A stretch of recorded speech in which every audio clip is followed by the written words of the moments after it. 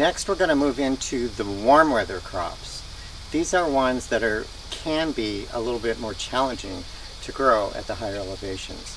And by warm weather crops, we're talking about beans, corn, squash, tomatoes, cucumbers, melons, those kinds of things. First thing I want to talk about is actually the three sisters. According to Native American peoples in our area, beans, corn, and squash are the three sister crops. They are often all grown together as a group. They complement each other. They're companion plants. And also nutritionally, those three plants give you a complete nutrition. First, we'll talk a little bit about beans. Beans are really easy to grow. Basically, you'll find bush beans and pole beans. In general, the bush beans require a shorter season. You'll get your crop sooner from the bush beans, and the crop will come on later for the pole beans. However, pole beans usually will give you a heavier crop in the long run than what bush beans does. So what I would generally do is grow several kinds of bush beans, several kinds of pole beans, and usually about the time that I'm finished harvesting the bush beans is when the pole beans start to come in, and then you start getting a large crop of those. For that's one way you can kind of extend your crop of beans over your season. And again, beans provide you a lot of food for not a large amount of space, so it's very good to grow. Corn can be a little tricky at the high elevations.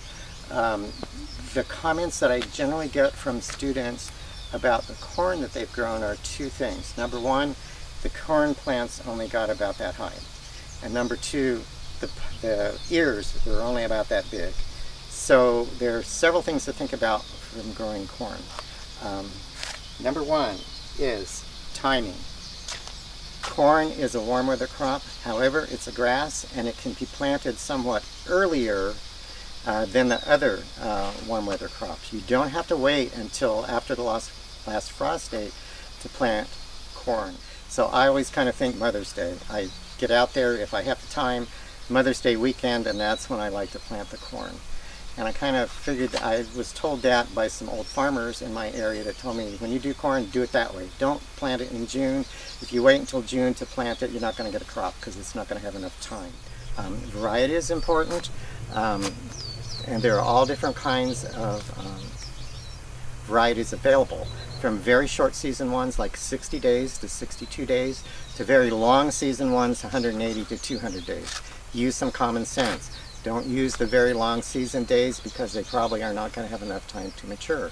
So I like to plant mid-season varieties, and mid-season varieties are the ones that require 70 days to 80 days. So I try to stick to those varieties. One particular variety that is my favorite is one that's called Incredible. It's a common variety. I generally get it from Pine Tree Garden Seeds, but there are other sources for it. This particular company generally has it, always. I have never had a bad crop of corn using that variety. That variety gets a full 8 feet tall. It gets ears that are normal size. It's a yellow variety of corn. It's wonderful. I try all different varieties of corn year after year after year, but the Incredible is one that always works. The third of the three sisters is squash, and by squash, as part of the three sisters, it was generally winter squash that was grown, things that were types of pumpkins and winter squash, gourds, that kind of thing. Summer squash is a different type of a thing. That's like zucchini, crookneck squash, straight neck squash, those types of things. They grow very fast. The summer squash does extremely well. You don't want to plant too much or you won't know what to do with it because you will be overrun with zucchini or any of these other things that you grow. But it's very, very easy to grow. It does take up a lot of room. The plants get big. You don't need very many plants. But try these three crops. They're all wonderful to grow.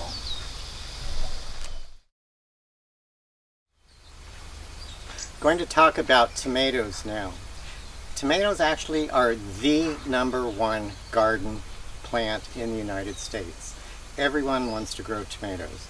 However, the high elevations of northern Arizona really provide some challenges for growing tomatoes.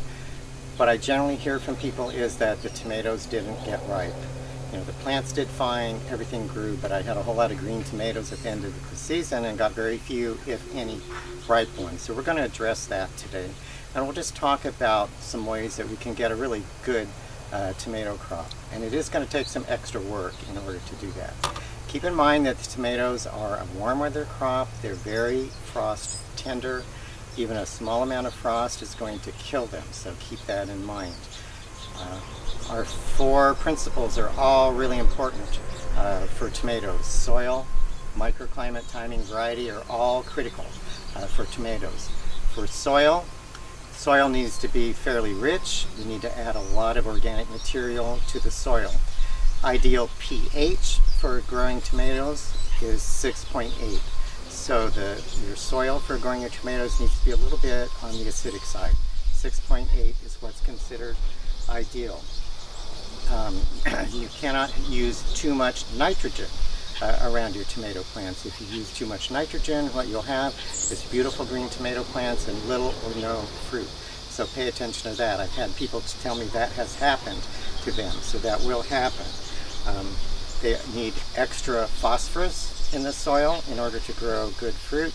They also need extra calcium, and that's really important because they will develop a condition called blossom end rot, and that's from a problem with calcium uptake into the fruit. Microclimate is even more important for tomatoes. Tomatoes developed in the wild in South America in an area where the climate was a constant 55 degrees to 85 degrees. They always lived in that temperature range, and even to this day, that's the temperature range that they want. They have to be in that range of 55 degrees to 85 degrees. If they get outside of that range on either end, bad things start to happen. If the temperatures are below 55, flowering stops. If there are flowers, they won't set fruit. And also the plants just stop growing when it's below 55 degrees. When the temperature is above 85 degrees, the same thing happens. Growth stops, the flowers won't set fruit, and in fact, when temperatures reach 90 degrees, the pollen becomes sterile. So even if there's pollen there, it's not going to do any good, and you're not going to get fruit. So somehow, you've got to keep them to that 55 to 85 degree temperature range, which is challenging. In the summertime, does the temperature ever go below 55 degrees? Yes. How often? All the time. And when? At night. So somehow you've got to figure out how to keep the nighttime temperatures around your tomato plants a little bit warmer. You can do that any number of ways. You can use walls of water. You can make sure you planted them in an appropriate microclimate to begin with, like up against the south side of your house, against the south side of a wall, something like that. Tomatoes also don't like wind. So that's another hard thing to do because our area is pretty windy. So do something, if you can, to help protect them from the wind. But the main thing is do whatever you can to keep those nighttime temperatures up. Timing is also important. You know, you can get all different varieties, short, mid-season, short season, mid-season, long season varieties. But all of them, even the short season varieties, need enough time for you to get ripe tomatoes. Our frost dates are really late, like into early June.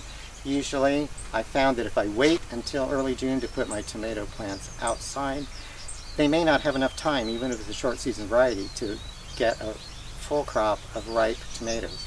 So I do something really radical. I'd like to put them outside the first week of May, which is a crazy thing to do. But I'm growing them in containers that I can cover. With the containers, I can even move them inside at night if I have to. Whatever I can do to keep them from not freezing at night. I will always cover them at night no matter what, but if it's super cold or if it's snowing, then I'll move them inside at night. But I find that giving them that extra month, I usually will have ripe tomatoes by the 4th of July, and I'll usually, by the end of the season, have ripe tomatoes on the full crop and have very few green tomatoes left at the end of the season. So I think timing is really important for tomatoes. Variety is also important. Pay attention to the number of days. There are early, mid, and late season varieties. One is that I like is a variety from the Czech Republic called Stupička. It looks like Stupis if you spell it out. That's a kind of a smallish tomato. It's not a cherry tomato. Those do really well. You'll get a big crop and they really taste good. Kellogg's Breakfast is probably my favorite variety of all. It's a large beefsteak type tomato that's an orange to yellow tomato. It has a wonderful firm texture. You'll get ripe fruit by the middle of August. Usually you'll get a lot of them. It does well year after year after year. That's a variety that I would recommend. A couple other things to consider about tomatoes is watering. It's best to water the soil and not the plants. It's not good to spray the plants with water because they tend to get more diseases if you do that. So it's best to water them from the bottom. Also, that water needs to be kept even. However you want to do that, it has to stay even. They cannot dry out. If they go through a wet, dry cycle, that's when you will get blossom end rot. If they're getting so dry during the day that the plants partially wilt, not good. You never want them to wilt. That in turn leads to the blossom end rot problem. It has to do with the calcium not being absorbed properly when they dry out. So the moisture has to be kept even.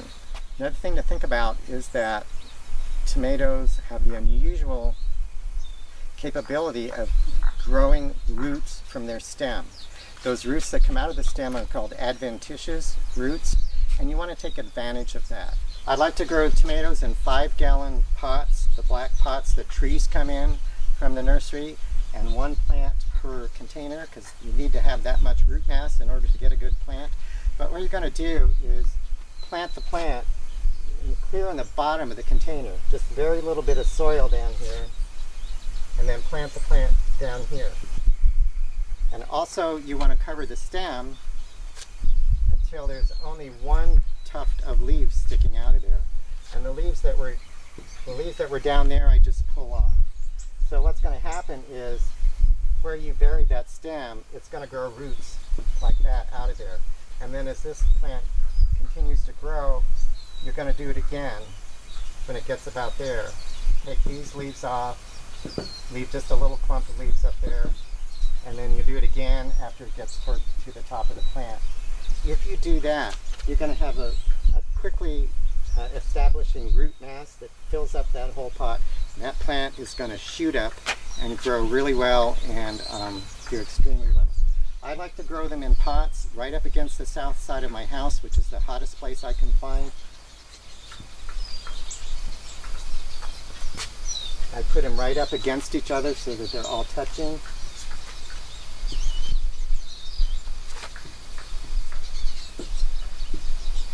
I'll put a tomato cage in every single one of them for them to grow on. And what does that do? That creates a structure up here that I can use for covering. I can throw blankets over top of that at night to help keep it warm. It makes it really easy. Then as the plants grow and get bigger, I'll move these pots to where they're farther apart so that they're not crowding. But that's the way that I like to grow them. Remember, they're going out there the first week of May. So I'm doing all of this stuff just to give them extra heat and to give them extra time. I think that's about all I thought for today.